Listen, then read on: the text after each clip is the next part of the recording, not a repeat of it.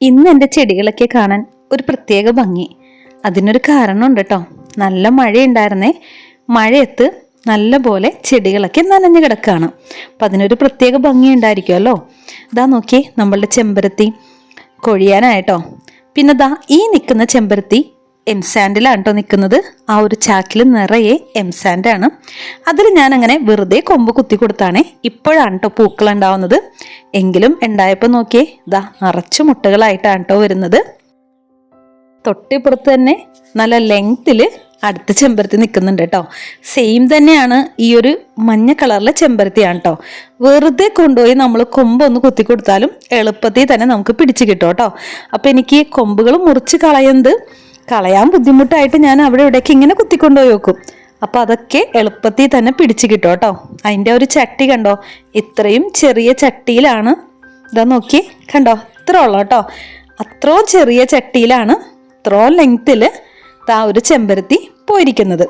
കണ്ടോ, നിറച്ച് മുട്ടുകളും പൂവുകളൊക്കെയാണ് കേട്ടോ. കാണാൻ തന്നെ നല്ല ഭംഗിയുണ്ട്. ദാ ഇത് അടുത്ത ചെമ്പരത്തി. ഇത് വളർന്നു വരുന്ന സ്റ്റേജാണ് കേട്ടോ. ഇതൊക്കെ എനിക്ക് ഉമ്മച്ചി തന്നതാണേ. എനിക്ക് അത്ര അധികം ഇഷ്ടമല്ലാത്ത രണ്ട് ചെടികളായിരുന്നു ബൊഗെയിൻവില്ലയും ചെമ്പരത്തിയും. പക്ഷേ ഇത് രണ്ടും ആണ് കേട്ടോ ഇപ്പം എൻ്റെ ഫേവറേറ്റ്. ഇതാ നോക്കി, എന്ത് ഭംഗിയല്ലേ കാണാനായിട്ട്. ഇത് കൊഴിഞ്ഞു പോയതാണ് കേട്ടോ. കഴിഞ്ഞ മഴയിൽ എന്തോ കൊഴിഞ്ഞു പോയതാണ്. ഇത് വിടർന്നു വരുമ്പോൾ നല്ല ഭംഗിയാണ് കേട്ടോ കാണാനായിട്ട്. നമ്മളുടെ സെയിം മഞ്ഞ നിൽക്കുന്ന പോലെ തന്നെയാണ് ഈ ഒരു ചെമ്പരത്തി. ഇത് നമ്മുടെ മണ്ണിൽ നിൽക്കുന്ന ചെമ്പരത്തിയാണ് കേട്ടോ. ഇത് അത്യാവശ്യം നല്ല ഹൈറ്റിലേക്കാണ് പോകുന്നത്. ഞാൻ വെട്ടി നിർത്തുന്ന കൊണ്ടാണ് കേട്ടോ അധികം അങ്ങോട്ട് പോവാണ്ട് നിൽക്കുന്നത്. ഇതാ മഴയത്ത് കുളിച്ച് നല്ല ഭംഗിയായിട്ടാണ് കേട്ടോ ഇരിക്കുന്നത്.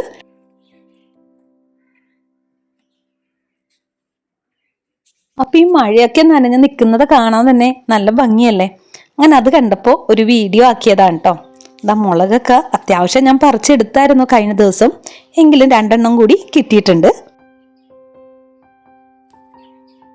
ഇതൊക്കെ തന്നെയാണ് കേട്ടോ ഞാൻ കറികൾക്ക് ചേർത്ത് കൊടുക്കുന്നത്.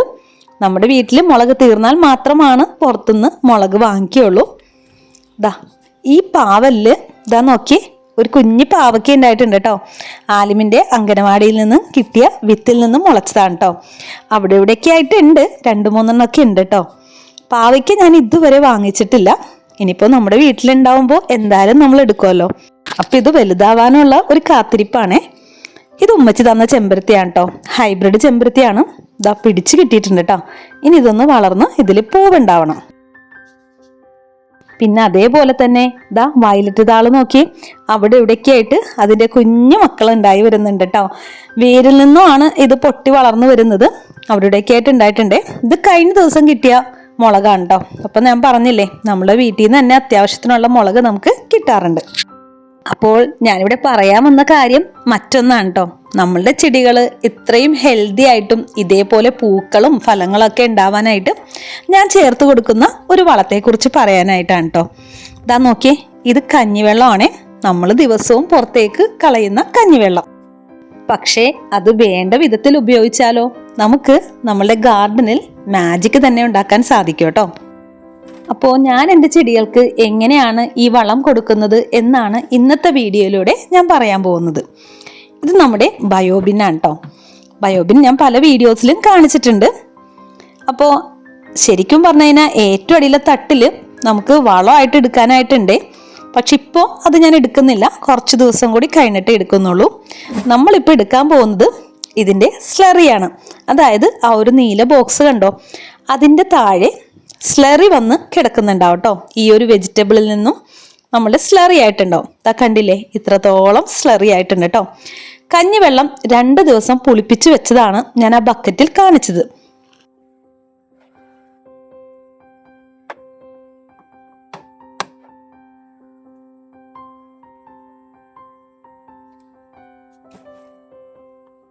ഇനിയിപ്പോൾ എന്താ ചെയ്യുന്നതെന്ന് വെച്ച് കഴിഞ്ഞാൽ ആ പുളിച്ച കഞ്ഞിവെള്ളത്തിലേക്ക് ദാ ഈ സ്ലറി അങ്ങോട്ട് ചേർത്ത് കൊടുക്കും. നമ്മുടെ മാജിക് വളം ഇവിടെ റെഡി ആയിട്ടുണ്ട് കേട്ടോ.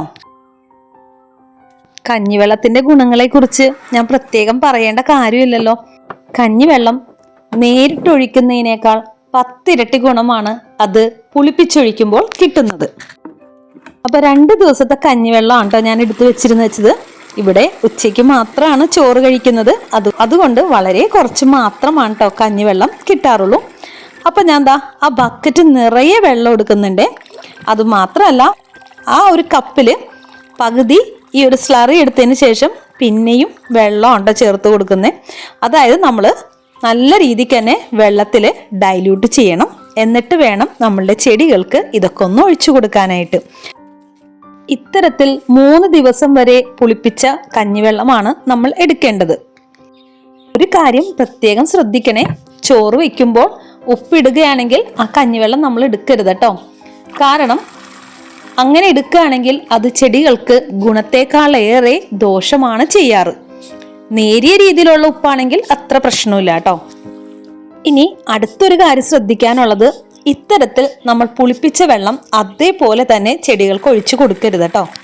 ഇത് അസിഡിക് ആയതുകൊണ്ട് ചെടികളുടെ വേരിന് കേടുപാടുകൾ സംഭവിക്കാൻ ചാൻസ് ഉണ്ട്. അതുകൊണ്ട് തന്നെ ഒരു ഗ്ലാസ് കഞ്ഞിവെള്ളത്തിന് 5 ഗ്ലാസോ 10 ഗ്ലാസോ വെള്ളം നമ്മൾ ചേർക്കണം. ഈ ഒരു വളം നമ്മൾക്ക് പൂച്ചെടികൾക്കും അതേപോലെ കായ്കൾ ഉണ്ടാകുന്ന ചെടികൾക്കും എല്ലാത്തിനും ഒരേപോലെ നമുക്ക് ചേർത്ത് കൊടുക്കാൻ പറ്റുന്നതാണ് കേട്ടോ. അതുപോലെ തന്നെ ഇലകളിൽ ഉണ്ടാവുന്ന കീടങ്ങളെ നശിപ്പിക്കാനും ഇതിൻ്റെ ഇലകളിൽ സ്പ്രേ ചെയ്തു കൊടുക്കുന്നത് വളരെ നല്ലതാണ്. എങ്കിലും ഒരു കാര്യം കൂടി ശ്രദ്ധിക്കണേ, അമിതമായാൽ അമൃതും വിഷം എന്നല്ലേ പറയാറ്. അതുപോലെ തന്നെ ആഴ്ചയിൽ ഒരിക്കൽ മാത്രം നമ്മൾ ഇങ്ങനെ ചേർത്ത് കൊടുത്താൽ മതി കേട്ടോ.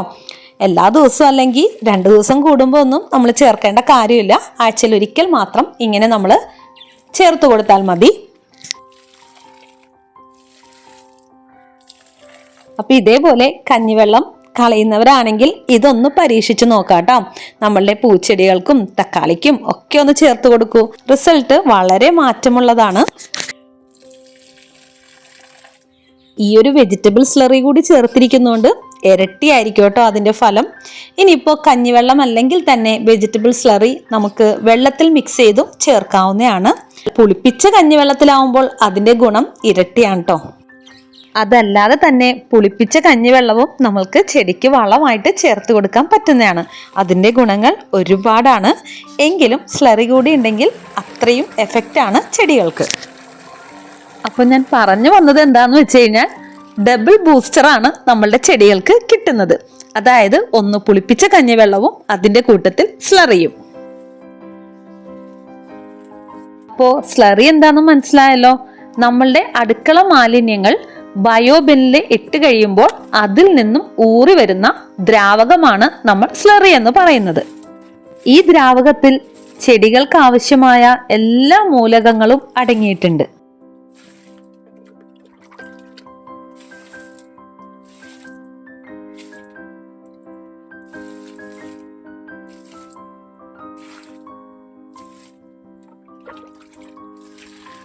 അപ്പോൾ ഒട്ടും തന്നെ പൈസ ചിലവില്ലാണ്ട് നമ്മളുടെ വീട്ടിൽ തന്നെ നമുക്ക് ഇതേപോലെയുള്ള വളങ്ങൾ നാച്ചുറലായിട്ട് ഉണ്ടാക്കാൻ സാധിക്കും കേട്ടോ. ഈ വീഡിയോ നിങ്ങൾക്ക് ഉപകാരപ്പെട്ടെങ്കിൽ തീർച്ചയായിട്ടും ലൈക്ക് ചെയ്യാനും ഷെയർ ചെയ്യാനും കമൻറ്റ് ചെയ്യാനും മറന്നു പോകല്ലേ കേട്ടോ. അപ്പോൾ സത്യം പറഞ്ഞു കഴിഞ്ഞാൽ ഒരു ബക്കറ്റ് വെള്ളം ഉണ്ടെങ്കിൽ തന്നെ നമുക്ക് ഡൈല്യൂട്ട് ചെയ്ത് എല്ലാ ചെടികൾക്കും തന്നെ നനച്ചു കൊടുക്കാനുള്ള വെള്ളം നമുക്ക് കിട്ടും കേട്ടോ.